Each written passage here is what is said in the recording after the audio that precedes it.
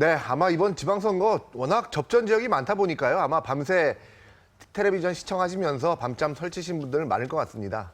네, 광역단체장을 여당이 8곳, 야당이 9곳을 가져가면서 절묘하게 분할이 됐습니다. 오늘 이 시간 충남대 김종래 초빙 교수 모시고 6.4 지방선거 정리해 보겠습니다. 안녕하세요. 안녕하세요. 숫자상으로는 8대 9입니다. 그런데 자세히 들여다보면 이 숫자만으로는 좀 누가 이겼다 이렇게 판단하기 어려울 것 같은데 이번 선거 좀 누가 얻은 게 더 많다 뭐 이렇게 보십니까? 그 말씀드리기 전에 시청자 여러분께 사과를 좀 드릴 게 있는데 네. 지난번 세월호 때도 사과를 드렸는데 재미 자꾸 사과드리는 발언이 있어서는 안 되겠는데 어저께 그 방송 3사의 그 출구조사가 있었지 않습니까? 예. 그리고 어떤 또 다른 방송에서 예측조사를 했지 않습니까? 예. 이런 것들이 그 당시 어저께 이제 제가 밤에 출연을 하면서 다른 분들하고 같이 그것이 가장 저희들에게 접근된 정보였기 때문에 그놈을 토대로 발언을 했는데 네. 그 당시에는 5군데 이기고 5군데 이기고 7군데가 박빙인데 그 7군데 박빙도 곰곰이 들어보면 비록 오차범위 내에 있기는 하나 야당이 5군데 이기는 걸로 되어 있었거든요. 네. 그렇게 전제하고서 말하자면 말씀을 드렸는데 그 말이 전부가 사실은 오보적 상황이 됐기 때문에 네. 시청자 여러분께 정중하게 정말 사과를 드립니다. 그래서 여론조사를 놓고서 설명하기가 분석하기가 저로서는 정말 괴롭습니다. 거의 그렇죠. 점쟁이도 아니고 네. 출구조사 저렇게 잘못된 다르니까. 출구조사 결과 근데 때문에. 마침 이제는 결과가 확정이 됐으니까 네. 이걸 토대로 말씀드린다면 저는 이제 우선 이 정치 선거라고 아니 정치 선거나 하여튼 기초단체나 광역단체처럼 이런 지방선거 그리고 이제 교육감 선거가 있다 그러면 이런 교육감 선거 아닌 선거 광역자치단체장이라든지 기초단체장의 경우에는 저는 새누리당이 그래도 내용적으로 봐서는 조금이라도 이긴 게 아닌가. 숫자로 봐서는 8대 9니까 그것도 이제 기준을 뭐 4년 전 선거보다 이금 늘어났냐 줄어났냐 보면은 그때는 무소속도 있었고 또 그 당시에는 선거 없던 데가 새로 선거 한 데도 있고 그러니까 굉장히 복잡했지만 네. 지금 그냥 그걸 다 이게 무슨 수학 계산하는 데도 아니니까 놓고 보면은 8대 9다. 그러면은 숫자로 말하면 야당이 많죠. 그러나 내용적으로 볼 때는 새누리당이 조금 나은 게 아닌가 이런 생각이 듭니다. 뭐 어떤 부분에서 그런 수도권 지역 때문인가요? 그렇죠. 가령 이제 야당이 지사가 있던 곳을 여당이 가져온 데는 인천시장이지 않습니까? 네. 예. 그리고 이제 전에 여당이 했던 데를 야당이 가져간 세종시죠. 예. 그리고 이제 더 하나 한다면 대전시장까지도 있을 수가 있죠. 네. 근데 그렇게 해서 8대 9가 된 겁니다. 이제 하나를 가져오고 둘을 뺏기고 말하자면. 네. 그런데 뭐 어느 지역 산다고 어느 자치단체고 중요하지 않다는 것이 아니라 네. 민의라는 건 결국은 모든 국민 유권자가 참여를 해서 그 의사에 따라 결정되는 거 아닙니까? 그 경우 유권자 수를 한번 생각해 봐야죠. 그러면은 인천시 같은 경우는 유권자가 230만 됩니다. 네. 세종시는 10만입니다. 대전은 120만 정도 됩니다. 그러니 전체로 봤을 때는 내용적으로 그렇고 더군다나 뭐 수도권 민심이라는 게 우리나라 언제나 바로미터였고 특히 네. 경기도 선거 같은 경우에는 그것도 이제 착시 현상일 수 있지만 예. 어제 출구조사에서는 김진표 후보가 이기는 걸로 오차범위지만 돼 있었는데 그랬죠. 남경필 후보가 역전을 하기 때문에 이것도 우리의 그 감으로 볼 때는 아예 새누리당이 조금 그래도 신승이라고 할까 조금 나은 게 아닌가. 여기에 네. 덧붙여서 기초단체장 선거 결과도 봐야 될 거 아닙니까? 예. 거기는 아주 새누리당이 20석 이상 대약진을 했거든요. 그렇죠. 그러니까 이걸 합쳐보면 이제 전국적으로 이제 표까지 전부 집계 보면 어떻게 되는지 모르겠습니다만은 그래도 새누리당이 조금 유리한 게 이긴 지역과 이긴 내용이 그렇다는 말씀입니다. 새누리당 입장에서는요 또 여기 지면 큰일 난다 하는 것들이 있지 않습니까? 또 그렇죠. 특히 이제 중진 의원들, 친박계 의원들을 차출돼서 나간 곳, 뭐 인천, 그렇지. 경기, 제주도, 뭐 부산, 부산 뭐 이 네 이런 곳인데 데, 예. 결국은 중진 차출된 의원들 모두 성공을 했으니까 성공을 한 거죠. 새누리당 전략이 좀 맞아 떨어졌다 이렇게 봐도 되겠네요. 뭐, 그런데도 전략 얘기가 나오면 이따 말씀드리겠지만 네. 그건 뭐 전략이 있었는지 없었는지는 모르겠습니다. 네. 예, 그 수도권 얘기 좀 더 해보겠습니다. 네. 서울시장의 경우에 정몽준 후보, 네. 뭐 굉장히 박원순 현 시장이 정몽준 후보를 압승했다 이렇게 얘기할 수도 있을 것 같은데요. 그렇죠. 이게 이제 패자에 관한 이야기를 안 하는 것이 미덕이긴 하나 왜 이 정몽준 후보가 이것이 진 것이냐. 어찌 보면 박원순 시장이 이겼다기보다는 정몽준 후보가 12% 이상 차이로 졌다라는 것이 더 관심을 끌고 있지 않습니까? 예. 예. 그걸 지역으로 볼 때는 서울시가 구가 25군데가 있는데 네. 3군데에서 이겼습니다. 정몽준 후보가. 네. 동작, 송파, 강동. 동작이 아니라 용산. 용산. 그러니까 정몽준 의원의 지역구에서도 졌어요. 그 강남에서 이곳은 그러니까 제가 말씀을 잘못했는데 네. 용산과 서초와 강남에서만 이겼어요. 네. 용산, 서초, 강남. 그러니까 송파도 내줬군요. 송파, 강동은 박원순 후보가 이겼어요. 네. 그러니까 25군데 중에서 22군데를 이기고 3군데만 정몽준이 졌다. 네. 그리고 10% 이상 차이가 났다. 자, 그럼 이거를 전국적인 트렌드로 맞춰볼 때 물론 서울이 야당이 강세인 건 알지만 과연 이것이 새누리당만의 문제이겠느냐.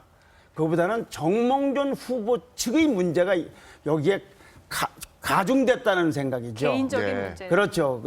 참 그래서 진분에게 죄송한 말씀이라면 첫째는 새누리당 후보 경선 당시에 김황식 전 총리하고 싸울 때도 보면 정몽준이 공약도 잘 내놓고 했는데 어찌 보면 좀 싸움꾼 같은 느낌을 주는 말이죠. 그래서 그거를 혹평을 하자면 본인들은 아니라고 했지만 네거티브적인 그 공격을 하고 있는 게 아닌가 하는 인상을 가졌는데 예.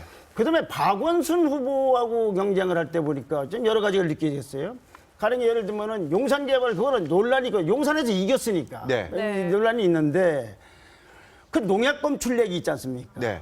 저것을 지금 그게 누가 뭐 몰랐냐 알았느냐 거짓말했느냐 감사했냐 검출됐냐가 중요한 게 아니라 이 유권자나 자식을 둔 자녀를 둔 부모 입장에서는 그렇게 해서 얼마나 해로웠냐가 중요한 거 아니겠습니까? 네. 에? 그런데 그거에 대한 얘기는 없이 뭐 감사함으로 해서 뭐했고 자꾸 이게 싸움으로 보인다 이거죠. 그 몇 가지 부분에서 보면은 텔레비 토론 같은 데서 보면은 이렇게 죄송한 표현입니다만 이렇게 뭐 이렇게 칠선 의원답게 그리고 차기 대권 후보로서 항상 1, 2등 지지를 받았던 분이니까 좀 한국의 심장이라고 했고 여기를 크게 하려는 이런 그 전략적인 이미지가 아니라 전술적 전투적 이미지밖에 안 보인다. 네. 여기에 더해서 이 정몽준은 누가 뭐라고 해도 부자 아닙니까? 네. 그런데 우리나라에서 부자 그리고 보수 세력들이 잘못하면 기득권으로 보일 수가 있는데 그 아들이 그 미개인 발언은 그런 분의 자녀가 했기 때문에 더 다른 사람에게 그것이 옳으냐 그르냐 아이냐를 떠나서 가슴에 상처를 줄 거다 이런 얘기죠. 서민들이나 중산층에. 예.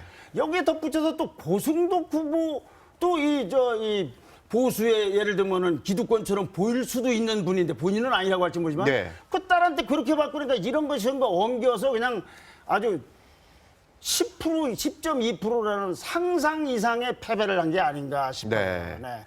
이것이 정몽준 의원의 잘못인지 그 캠프 내부의 전략 그 구상이 잘못 짜여졌는지 모르겠습니다만. 네. 네. 이번에 참 주목해봐야 될 곳이요. 충청 지역입니다. 충청 지역 사실 지난 대선에서 네. 박근혜 대통령을 당선시키는데 캐스팅 보트를 했다고 평가받는 지역이고 네. 또 대전 같은 경우에는 한 20년 만에 이제 야권으로 넘어갔다고 하는데 네. 예전에 그 유명한 그 박근혜 대통령께서 그 당대표 대전은요. 하실 때 대전은요 했던 바로 그 지역 아닙니까? 네. 다 넘어갔습니다. 네. 어떻게 보셨습니까? 그렇습니다. 그러니까 이제 두 군데에서 네 군데로 야당을 다 차지해서 속된 말로 하면 단체장의 당선자로 볼 때는 싹쓸이가 된 거죠. 이제. 전멸이죠. 예. 근데 그 내용을 또 한번 보시면 네. 안희정 현 지사는 누가 봐도 당선될 거라고 생각했던 분인데 네. 아슬아슬하게 그러니까 생각보다 그렇게 큰 차이가 나지 않게 했지 않습니까? 예. 그러니까 말하자면 정진석 후보가 새누리당의 후보가 많이 올라왔고 또 하나 충북의 이시중 후보는 더 말할 것도 없이 아성인 줄 알았는데 윤진식 후보가 턱 밑까지 추격을 당했다. 그런 옥시락뒤치락 말씀. 했어요, 밤에. 그래서 결과적으로 이긴 건 뭐 할 말이 없지만 전체 표심으로 볼 때는 저는 새누리당의 지지세가 더 올라갔다고 봅니다. 전체로 볼 때는. 네. 네. 그러나 이제 당선이 안 된 거죠, 이제. 네. 네. 그렇군요. 그 또 하나의 특징적인 것 중에 하나가 바로 교육감 선거입니다. 서울시 교육감 조희연 후보를 비롯해서 거의 뭐 진보 교육감이 휩쓸었거든요. 네. 어떻게 어떻게 봐야 됩니까? 첫째는 이제 이걸 흔히들 얘기할 때 교육감 제도를 뭐 고치자 말자 대단한 얘기죠. 그러나 지금 전교조가 저러고 있는데도 저걸 고치기는 쉽지 않을 텐데 우선 내가 진보에 있든 무슨 종북에 있든 보수에 있든 수구 꼴통에 있든 교육이라는 업무에 종사하는 사람이 가져야 될 금도가 있을 거 아니겠습니까? 그런데 나는 진보 진영 분들이 저걸 어떻게 단일화라는 방식으로 추진하는지를 모르겠어요. 네. 그럼 이론도 단일화합니까? 교육 이론도 A 교수와 B 교수가 이론도 단일화가 되는 겁니까? 다양성에 있는 거 아니겠습니까? 예. 그다음에 보수 진영은 싸우려면은 이 나라 국가를 위해서 이런 보수 정책이 필요하다는 것 갖고 싸워야지. 네. 한쪽에서는 딸이 아버지를 부정하자. 또 다른 보수 후보는 그놈을 가지고 또 공격을 하고 그러니까 또 공작 정치라고 하고 그래서 결국은 여야 가릴 것 아니 보수 진보 가릴 것 없이 정치 선거보다도 더 진흙탕 싸움으로 끌고 갔기 때문에 네. 이런 분들이 과연 다른 거 또 모르지만 교육감 선거를 나온다는 게 이게 과연 온당한 일인지 네. 이걸 또 유권자분들은 그런 선택도 하셔야지 이건 무슨 뭐 이제 무슨 정치인 국회의원 뽑듯이 해서는 안 되지 않나. 내 자식들의 미래를 맡기는 거 아니겠습니까? 네. 어떻게 해서 나는 교육감 후보를 단일화한다는 것이지 저는 그러면 노벨상 이론도 단일화하는 것인지 무슨 도저히 이해가 안 됩니다. 네. 그런 가운데 진보 진영이 이렇게 전국적으로 이렇게 많이 교육의 현실적인 책임자로 잤으니 이 문제는 지금보다는 두고두고 이 교육감들 밑에서 자라나는 아이들이 한국의 진로에 두고두고 영향을 미치게 될 겁니다. 네. 그 점을 학부모님들은 그러니까 옳고 그르고는 저는 모르겠고 주시를 해야 되는 게 아닌가 싶습니다. 네, 네. 그렇군요. 이제 당선자 윤곽이 대부분 드러나는 상황인데요. 네. 이번 6.4 지방선거 가장 빛나는 인물 몇 명 꼽자면 스타 꼽자면 누구로 보십니까? 네, 그걸 말씀드리기 전에 두 가지로 말씀드릴게요. 하나는 지금 앵커께서 질문하신 스타는 당락이 잘 몰랐는데 당선된 분. 네. 그걸 이제 스타라고 할 수가 있는 거죠. 네. 그리고 당선됐기 때문에 앞으로 정치적 영향력이 커질 뿐. 이건 네. 어차피 당선될 뿐인데 당선된 거지만 영향력이 커질 뿐. 네. 그러니까 이 뒷부분은 이릉 대권 주자군이라고 볼 수가 있다면 이분들은 스타라고 할 수는 없는 거죠. 당락이 참 오리무중했는데 됐다라고 네. 할 경우 당락이 오리무중인데 된 분 중에 가장 극적인 것은 말하자면 이제 먼 훗날 되면 모르겠지만 당장은 남경필 후보라고 봅니다. 아, 네. 왜 그러느냐?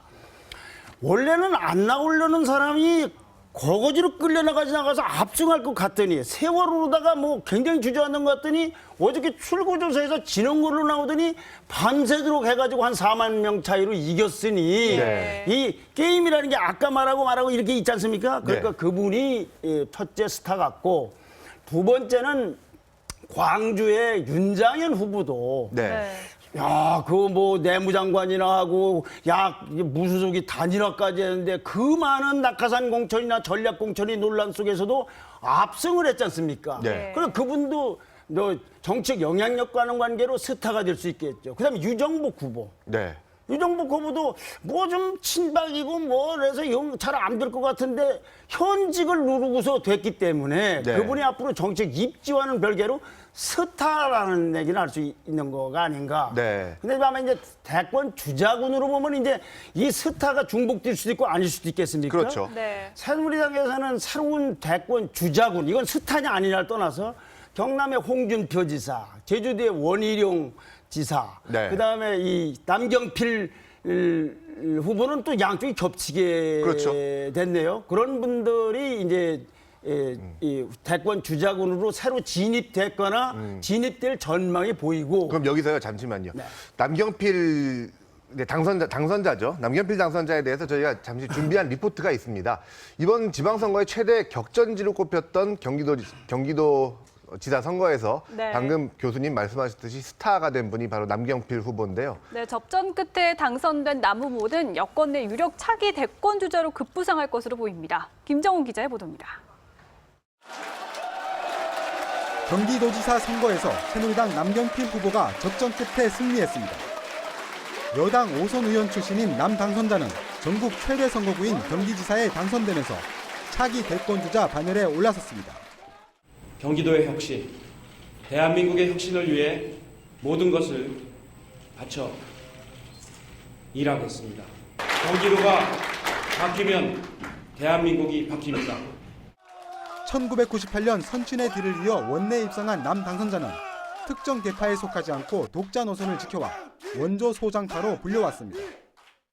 당 대변인과 최고위원 등을 거친 데 이어 지난해엔 원내대표 경선에 나설 것으로 예상됐지만 새누리당의 중진 차출론에 경기도 출마를 결심했습니다. 화려한 경력의 49살 젊은 나이가 그의 대권 행보 가능성을 더욱 높여줍니다. 남 당선자는 그동안 대권 도전 가능성에 대해 그릇이 안 된다며 확답을 피했지만 이번 선거 초접전 지역에서 승리하면서 여권 유력 주자로서 부상할 것이란 전망이 나옵니다. TV조선 김정우입니다. 역시 광주 유권자는 타격을 선택하지 않았습니다. 전략공천 논란으로 홍역을 치른 윤장현 당선자였지만 표는 무소속 후보에게 향하지 않았습니다. 윤장현 당선자는 이용섭 의원과 단일화에 성공한 강훈태 전 시장을 예상외의 표차로 따돌렸습니다. 광주 시민 여러분들의 역사적인 선택에 대한 존경과 경의를 표합니다. 윤 당선자의 완승으로 한숨을 돌린 것, 전략공천을 주도한 안철수 공동대표란 말이 나옵니다. 그동안 안 대표는 이용섭 의원과 강훈태 시장의 탈당을 봐야 했고 당내 거센 반발과 온갖 비난에 직면해야 했습니다. 안철수 바람의 진원지였던 광주 민심마저 등을 돌린 듯했습니다. 여기 민심의 야함이 웬 말이냐? 광주에서 안철수를 불러거라. 광주 유권자들은 윤장현 후보를 선택함으로써 안 대표에게 야당의 차기 대권 주자로서의 입지를 재확인해 줬다는 분석입니다. 거는 광주 민심이 안철수 후보를 말하자면 대선 후보로서 계속해서 그 카드를 가지고 가겠다. 당내 리더십마저 의심받던 안 대표는 리더십 회복의 계기를 마련했습니다. TV조선 안형명입니다. 네, 그럼 여기서 잠시 대한민국 산업의 중심지죠. 울산시장에 당선된 김기현 당선인 잠시 전화 연결하겠습니다. 네, 불러보도록 하겠습니다. 당선자님 안녕하세요. 네, 반갑습니다. 김기현입니다. 네, 뭐 네, 여러 가지 축하드립니다. 네. 여러 가지 감정이 교차하실 텐데 보니까 굉장히 큰 표차로 따돌리고 압승을 하셨습니다. 지금 소감 어떠세요? 저도 사실 깜짝 놀랐습니다. 우리 새누리당이 전국적으로 상당히 많이 거절을 많이 했었던 선거 국면이었는데 울산 역사상 지금 최고의 득표율을 얻었거든요. 울산이 또 야당이 굉장히 강한 도시였는데 그게 65%가 넘는 압도적인 지지를 받았다는 것에 저도 놀랐습니다. 아마 좀 이 새로운 리더십을 갈구하고 있는 우리 시민들의 욕구가 표출된 것이다 이렇게 생각을 하고요. 지금까지 모습과는 전혀 다른 새로운 울산을 한번 만들어 보라 이런 명령이라고 저는 생각합니다. 그러니까 지금 과거에 흘러왔던 그런 패러다임이 아니라 이젠 새로운 창조적인 패러다임으로 한번 혁신시켜 나가야 되겠다. 정말 변화와 개혁을 우리 시민들이 느낄 수 있도록 해야 되겠다는 그런 무거운 책임감을 느끼고 있습니다. 네, 지금 자료화면에 저희 환호하시는 모습이 나오고 있는데요. 예. 말씀하실 때 아까 이제 이렇게 큰 표 차이로 이길지는 몰랐다 이렇게 말씀하셨습니다. 이번 선거 준비하시면서 가장 어려웠던 점 어떤 점이 있으셨습니까? 우선 세월호 사태로 인해서 생긴 안전의 문제 또 국가적 책임을 다하지 못한 대한 정부 여당의 무거운 책임의 문제가 굉장히 저희들한테 큰 부담이 되었었고요. 특히 울산은 석유화학 공단을 중심으로 한 안전 문제가 굉장히 시급한 화제로 되어 있거든요. 그래서 우리 시민들이 그만큼 더 이제 긴장을 할 수밖에 없는 상황이었는데 그것이 저한테는 굉장히 큰 부담이 되어서 선거 국면 내내 굉장히 신중하고 또 조심스럽게 접근했던 현안이었고요. 또 한편은 상대당이 야권 단일화 후보를 만들어서 나왔습니다만은 이 선거 과정에서 네거티브가 너무 과도하게 표출이 되면서 이게 좀 인신 공격성 아니면 말고식 아니면 심지어는 아니라고 인식하고 있으면서 하는 것 같은 그런 그 네거티브가 많아서 굉장히 마음이 많이 아팠습니다. 선거 문화들이 이런 형태가 되어서는 안 되겠다. 좀 더 적극적인 포지티브한 방식으로 자신의 강점을 알리는 그런 노력들을 앞으로는 하는 그런 선거 풍토가 되었으면 좋겠다는 생각을 하고 있습니다. 뭐 그런 점들이 어려웠습니다만은 우리 시민들은 역시 현명하시더라고요. 그거 자꾸 거짓말하고 덮으씌우고 남 욕하고 한다고 해가지고 그 말 듣는 것이 아니라 정말 일할 수 있는 사람이 누구냐, 누가 우리 울산 시민의 행복을 책임질 수 있냐, 그걸 보고 판단하신다는 것을 이번 저에 대한 압도적인 지지를 통해서도 느꼈고 또 기초단체장 선거에서도 우리가 그동안 북구, 동구의 경우에는 통합진보당에게 빼앗겨 있었는데 그것도 다 저희들이 찾아왔고 시의회, 광역의원, 시의회에서도 많은 그 실질을 저희들이 회복을 했기 때문에 역시 시민들은 참 현명하신 분들이다. 일꾼들을 보고 선택하시는 것이라는 걸 다시 한 번 더 느끼면서 참 거기 수준에 맞추기 위한 노력을 더 배가야 되겠다는 생각을 합니다. 예, 다시 한번 당선 축하드리고요. 네. 약속하신 안전 행복도시 울산광역시 꼭 그렇게 만들어 주시길 바라겠습니다. 네, 오늘 감사합니다. 말씀 감사합니다. 고맙습니다. 네, 김종래 초빙 교수님과 얘기 계속해서 나눠보겠습니다. 아까 저희가 이제 선거의 스타 얘기하다가 잠시 이제 남경필 대권 주자 얘기가 예. 옮겨왔지 않습니까? 네. 예. 여당은 설명을 드렸지 않습니까? 네, 야당 원희룡, 설명을 홍준표, 남경필 후보. 네. 그다음에 야당은 이제 이번에 이제 스타냐 여의를 떠나서 박원순 서울시장과 안희정 지사가 이제 이번에 대권 주자 급으로 분류되고 진입한 게 아닌가. 급부상을 물론 하게 그 됐네요. 이외에도 이번 선거 전부터 있는 분도 있고 의사가 있는 분도 있을 것이고 또 2년 후 총선을 통해서 또 스타가 나타나겠죠. 네. 그러나 다만 이제 우리가 주목해야 될 것은 특정인을 지지하려고 하는 것이 아니라 안희정 지사라든지 원희룡 지사라든지 남경필 지사 같은 분들은 이런 젊은 사람들인데 네. 이분들이 각기 자기가 속한 정당의 그 구태를 개선하면서 네. 새로운 각축전을 벌리면 그래도 좀 관전할 모습들이 많이 보이지 않을까 그런 생각이 좀 듭니다. 네. 네, 이번에 육사 지방선거 이후에 분명히 정치 지형에도 변화가 올 것 같은데요. 네. 향후 전국 전망은 어떻게 하고 계세요? 전국 전망은 참 매우 안타깝게도 지금 어정쩡한 결과가 나왔지 않습니까? 네. 아까 이제 새누리당이 약간 이겼다고 본다라고 했지만 그건 제 개인의 소수 의견일 수도 있고 서로 할 말이 있지 않습니까? 이런 경우에 한국 정치인들은 어떻게 하겠습니까? 국민의 뜻을 겸허히 받아들인다가 아니라 더 아마 심한 싸움을 할 거고 그거는 세월호 국정조사부터 시작이 될 거고 그리고 10월 30일 날 재보선이 있습니다. 그렇게 해서 여야 간에 우선 아주 굉장히 시끄러운 싸움을 겸허하게 받아들이지 않고 할 겁니다. 반대로 내부에서는 어떤 일이 벌어지느냐. 새누리당에서는 7월 한 14일쯤에서 당권 경쟁이 있습니다. 잘 아시다시피 서청원 의원과 김무성 의원이 이제 개결할 걸로 보이는데 네. 아주 간단치 않은 싸움이 벌어질 것이고 야당 내에서는 거의 더 심한 싸움이 벌어질 겁니다. 이제 김한길, 안철수 대표 공동체제가 당장은 이렇게 진퇴가 결정되는 건 아니지만 끊임없이 요동치고 흔들리고 손상받는 그런 말하자면 니전 투구 형태의 싸움이 벌어지지 않을까. 그것이 슬프게도 괴롭게도 전망할 수밖에 없는 현실인 것 같습니다. 아, 네, 그렇군요.